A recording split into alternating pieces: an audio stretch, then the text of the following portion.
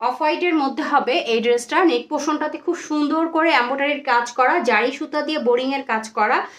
এই পুরা ড্রেসের মধ্যে আপনারা কাজ পাবেন, যা দেখতেছেন এগুলো কাজ। এটা হচ্ছিল সিল্ক ম্যাটেরিয়ালসের মধ্যে হবে এই ড্রেসটা। নিচে এরকম ভাবে এমব্রয়ডারি জারি সুতা দিয়ে, এখানে কিন্তু কোনো সিকোয়েন্স নাই, সব হচ্ছিল জারি সুতা এবং হচ্ছে রেশমি সুতা দিয়ে খুব সুন্দর করে এমব্রয়ডারির কাজ করা একটা প্যানেল পেয়ে যাবেন। কামিজের বডি হবে হচ্ছিল 50+, মানে 60-র কাছাকাছি, 60 হবে। আর হচ্ছে হলো লং হবে 45 থেকে 46। এটা হচ্ছিল ব্যাক সাইড।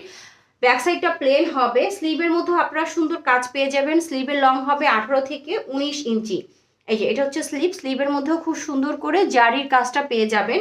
যারা এরকম স্নিগ্ধ কালারগুলো পছন্দ করেন তারা এই ড্রেসটা দেখতে পারেন। সিল্ক ম্যাটেরিয়ালসের মধ্যে সালোয়ারের কাপড় পাবেন, যেহেতু এটা পার্টি ওয়্যার।